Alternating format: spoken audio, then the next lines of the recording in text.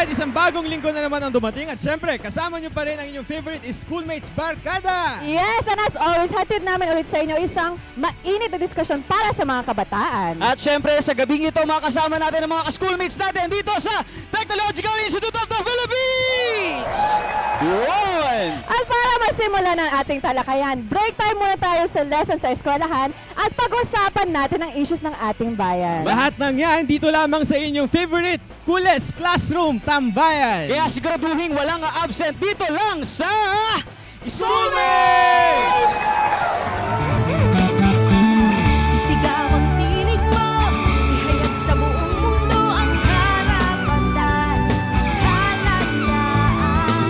Buksan ang isip mo, kaalaman ang yaman mo sa karapatan, sa kalayaan.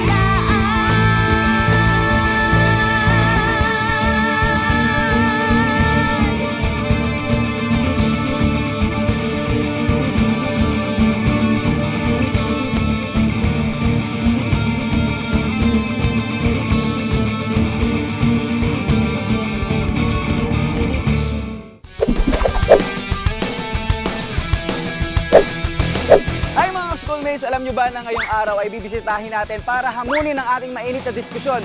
Walang iba kundi ang Technological Institute of the Philippines. 55 years nang naghahatid ng serbisyong pang-edukasyon ng Technological Institute of the Philippines. Nagsimula ito noong February 8, 1962 sa pangunguna ni Engineer Demetrio A. Quirino Jr. kasama ng kanyang mga educators. Katulad nga ng pangalan ng aming eskwelahan, Technological Institute of the Philippines specializes in engineering education, IT education, business education, marine education, teaching education, and liberal arts. Simula pa noong 1977 ay sinimula na din lang mag-offer ng 2-year associate course in marine engineering na ngayon ay pinagmamalaking kurso na ng TIP. Sa unang enrollment pa lamang nito, 2,400 students na kagad ang pumasok dito.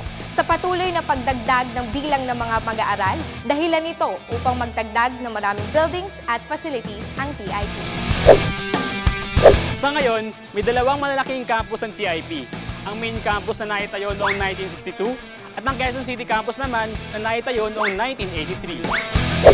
Alam niyo ba guys, sa simula pa lamang layunin na ng Technological Institute of the Philippines na magbigay ng high standard of instruction sa mga estudyante nito.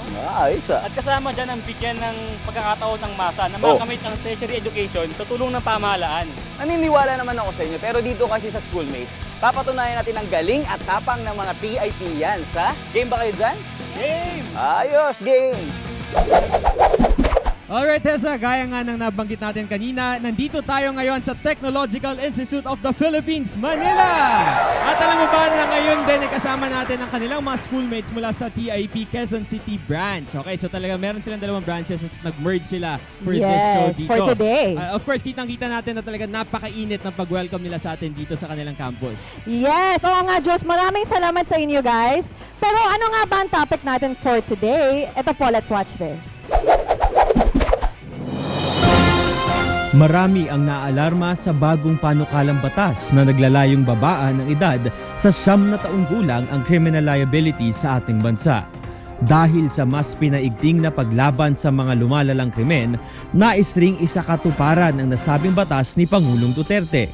Aniya, maraming mga kabataan ang ginagamit ng mga sindikato para gumawa ng iba't ibang klaseng mga krimen.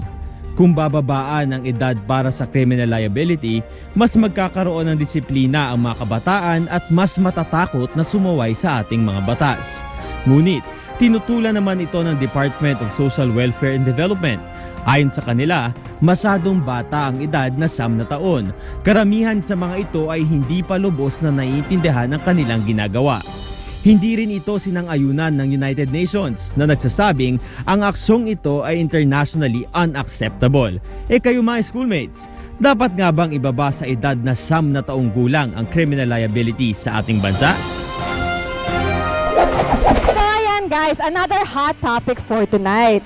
Dapat nga bang ibaba sa 9 years old ang criminal liability sa ating bansa? That's right, Hessa. Pero kung matatandaan nga natin, noong season 1 ng Schoolmates, natalakay na rin natin itong actual, the same topic. Pero before, criminal liability down to 12 years 12 years old, But yes. today, ang pag-uusapan natin, down to 9 9 years years old. So yun yung mga pag-uusapan natin. Very interesting yan. Pabata ng pabata yung age. So, November last year ay sinimula na rin ang deliberasyon na House Bills na mag-a-amend sa ating Juvenile Justice and Welfare Act of 2006. At ayun nga sa ilang mga mambabatas, ito daw ang makakatulong sa pagpapahinto sa pagtaas ng bilang ng exploitation sa ating mga kabataan. Kaya naman, Hessa, wag na natin patagalin pa. Simulan na natin ang ating debate. Kilalanin muna natin kung sino ba yung mga debaters natin from TIP. Yes, ang unang grupo for today, sila ang naniniwala na dapat nang ibabasa 9 years old ang criminal liability sa ating bansa. Let us all welcome from TIP Manila, Rachel, Ira, and James! We at the affirmative side strongly agree to the amendment of Juvenile Act to lower the criminally liable age because if you will notice, the age of the minors involved in crimes is getting younger. How can we serve justice if they are exempted in the crimes that they are committing? Dura lex sed lex. The law may be harsh, but it is still the law.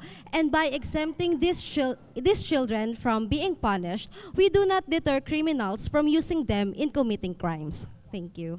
Alright, thank you so much, Rachel. And of course, yung first group natin ay galing sa TIP Manila. Yes. Pero ito namang next team natin, ang grupong naniniwala na hindi tama na ibaba ang minimum age ng criminal liability to 9 years old. Let's all welcome from TIP Quezon City, Erwin, Jaian, and Jeromel. Juvenile crimes stands as an assessment to the government of how well we enforce our laws, but not rather how well we create laws or how fast we enact laws.